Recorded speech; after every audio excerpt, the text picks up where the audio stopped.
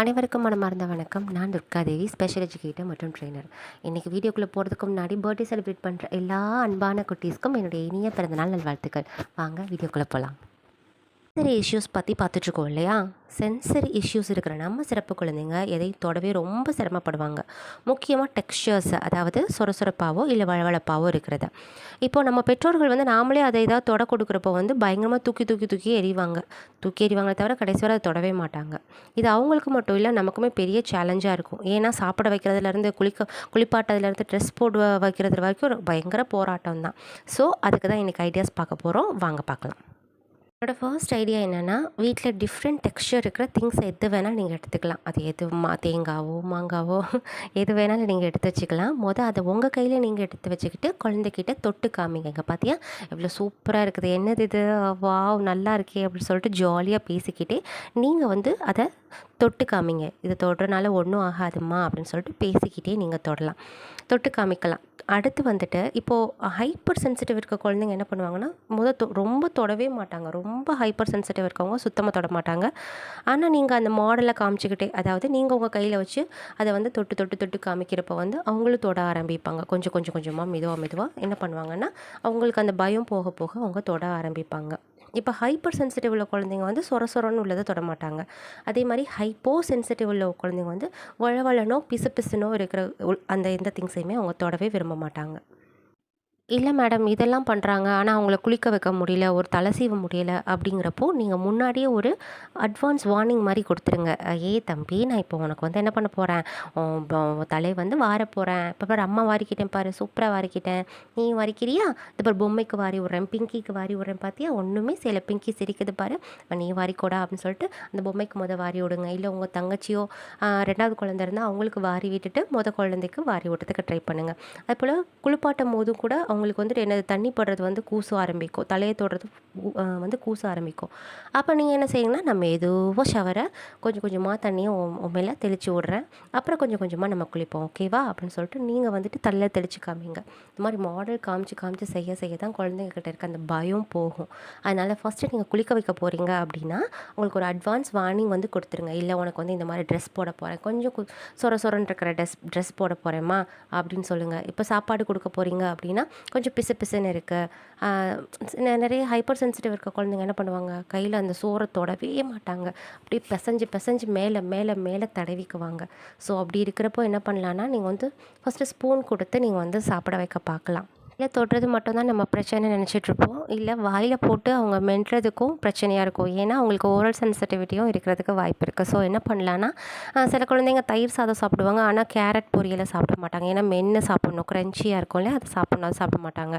சில குழந்தைங்க கேரட்டை நல்லா பச்சையாகவே குறித்து சாப்பிடுவாங்க, நம்ம தயிர் சாதத்தை சாப்பிட மாட்டாங்க. இந்த மாதிரி இருக்கிறனால நம்ம என்ன பண்ணணும்னா, ஃபஸ்ட்டு எல்லாத்தையுமே டிஃப்ரெண்ட்டாக தனித்தனியாக பிரித்து வச்சிட வேண்டியது. அவங்களுக்கு எது வேணுமோ அதை அவங்க சாப்பிட்டுட்டோம் அப்படிங்கிற மாதிரி நம்ம அவங்களுக்கு சான்ஸ் கொடுக்கலாம். அவங்களையே டேர்ன் டேக் பண்ண சொல்லலாம்.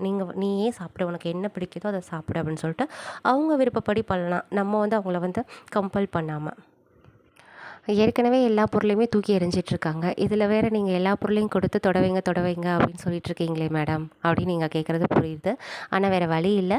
நம்ம ஏடிஎல், அதாவது டெய்லி லிவிங் ஆக்டிவிட்டீஸ்க்கு நம்ம தினமும் குளிக்கிறதாகட்டும், பல் துளக்கிறதாகட்டும், நம்ம ட்ரெஸ் போட்டுக்கிறதாகட்டும், இதெல்லாம் குழந்தைங்க இண்டிபெண்டாக பண்ணணும் அப்படின்னா இந்த சென்சரி இஷ்யூஸ்லேருந்து அவங்க வெளியில் வரணும். அப்படி வந்தால் மட்டும்தான் அவங்களால அவங்களே பராமரிச்சிக்க முடியும். அதுக்காக தான் இந்த மாதிரி டெக்ஸ்சர்ஸ் எல்லாத்தையுமே அடிக்கடி தொட வைங்க அப்படின்னு நம்ம சொல்கிறது.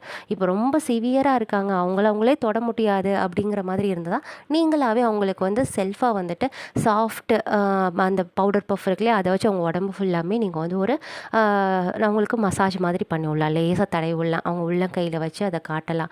அது போல் சொரப்பாக வேணும் அப்படின்னா நீங்கள் இந்த மாதிரி தேங்காய் இருக்கு இல்லையா, தேங்காய், பாவக்காய், இந்த மாதிரி திங்ஸ் எடுத்து அவங்க கையில் கொடுத்து அவங்க உடம்புலாம் அவங்கள டச் பண்ண வைக்கலாம்.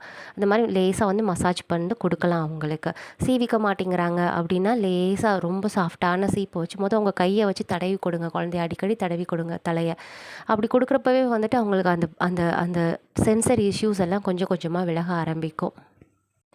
எந்த ஒரு விஷயத்தையுமே வந்து கம்பல் பண்ணாதீங்க. அவங்கள வந்துட்டு ஃபோர்ஸ் பண்ணி தொட வைக்கவோ, இல்ல அவங்க கைய பிடிச்சு இழுத்து தொட வைக்கிறதோ, நீங்க தொடவே வைக்காதீங்க.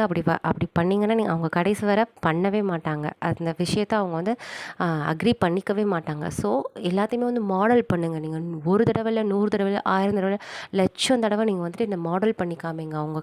உங்க கையில தொட்டு தொட்டு காமிங்க. பிறகு அவங்க கைய எடுத்து கொஞ்சம் கொஞ்சமா தொட்டு தொட்டு காமிங்க. அப்படின்னா மட்டும் தான் அவங்க தொடுவாங்க, போட்டுப்பாங்க, எல்லா விஷயமும் செஞ்சுப்பாங்க. அதனால நீங்க என்ன பண்ணணும்னா, தயவு செஞ்சு அவங்கள கம்பல் பண்ணாம ரொம்ப சாஃப்ட்டா, ரொம்ப பொறுமையா, நிதானமா அவங்களுக்கு சொல்லிக் கொடுங்க.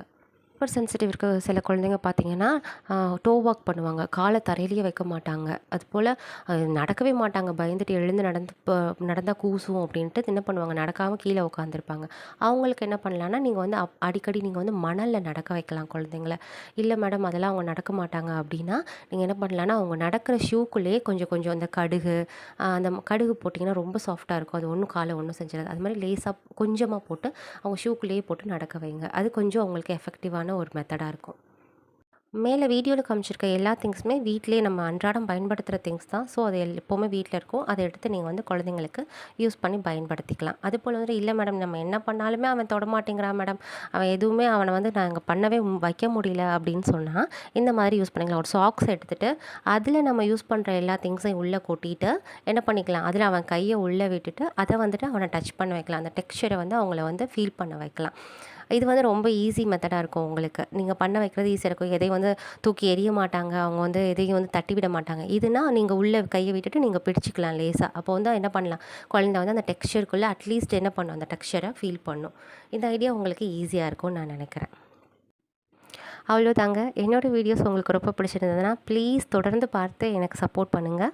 ப்ளீஸ் சப்ஸ்கிரைப் செய்ய தயவு செஞ்சு மறந்துடாதீங்க. அதுபோல் யாருக்கெல்லாம் என்னோட வீடியோஸ் வேணுமோ அவங்களுக்கு ஷேர் பண்ணுங்கள். ப்ளீஸ் ஒரு பெரிய லைக் கொடுங்க. அப்படின்னா தான் எனக்கு அடுத்தடுத்த வீடியோஸ் போடுறதுக்கு ரொம்பவே மோட்டிவேஷனாக இருக்கும். மீண்டும் அடுத்த வீடியோவில் சந்திப்போம். அதுவரை நன்றி, வணக்கம்.